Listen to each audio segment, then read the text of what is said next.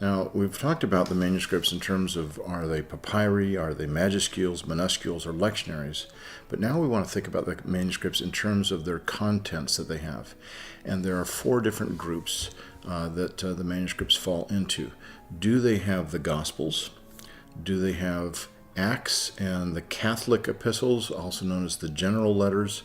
These are the 7 letters that we have in the New Testament, other than those by Paul or allegedly by Paul, namely Hebrews. So the third category is the Pauline corpus, which includes 14 letters. It includes Hebrews because the early church believed that Hebrews was written by Paul, and so we always group Hebrews with the Pauline corpus. And the fourth group is the book of Revelation.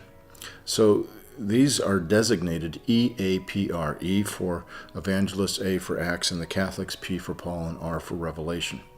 Now, one of the things that's interesting to think about is how many copies we have of each one of these groups of manuscripts.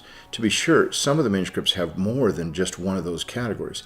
We have manuscripts that have almost any number of combinations. You can have the Gospels in Paul's letters, or the Gospels in the book of Revelation, or you might have the Catholic letters in the book of Revelation, or you might have the Catholic letters in Paul's letters. But when you think in terms of what manuscripts we have, or the number of manuscripts we have that have each one of these categories, the numbers are very illuminating. The Gospels, far and away, more than any other category, are best represented. We have about 2,000 or more manuscripts that have the Gospels in them of the 5,800 manuscripts that we have of the Greek New Testament. The next largest category is Paul's letters, which is somewhere in the neighborhood of about 700 to 800 manuscripts. So it's about 1/3 as many as we have of the Gospels. It's significantly less.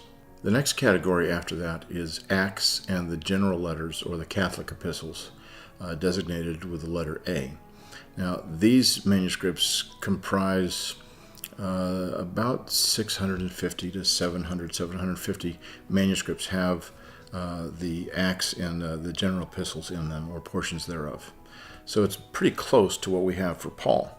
But then the final category, which is really bringing up the rear, is the book of Revelation. We only have about 300 to 350 manuscripts of the book of Revelation in Greek among our New Testament manuscripts. The question is, why is it that there is such a great disparity between the copies of the Gospels on the one end and the book of Revelation on the other? Well, the fundamental reason has to do with the canon. That is, how long it took before particular books were recognized as Scripture and accepted into the canon that we call the New Testament. The book of Revelation struggled for a long time to get in, unlike the Gospels, which were readily accepted and treated as these are authoritative because they contain the words of Jesus Christ, and consequently they were very soon recognized as Christian Scripture. Paul's letters completely were recognized as Scripture shortly thereafter, or perhaps even at the same time as the Gospels.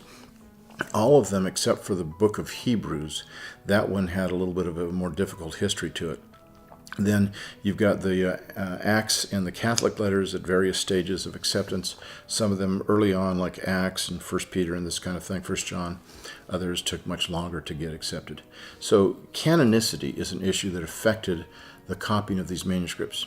What's interesting, though, is if the Gospels are accepted very early on, then that means you get to a 4th century copy of the Gospels. There may be 10 generations of copies between it and the original text. But you get to a 4th century copy of the book of Revelation, and there may be only 3 or 4 copies intermediately between the original and the copy that we have in the 4th century.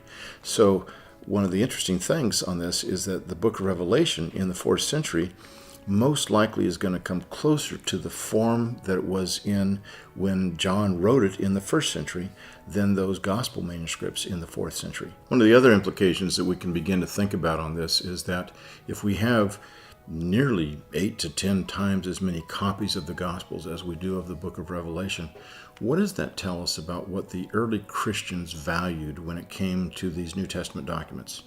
To them, by far, the most important thing was the life and teaching and death and resurrection of Jesus Christ, which they read in the Gospels very clearly, while as not all of the rest of the books of the New Testament speak about such things.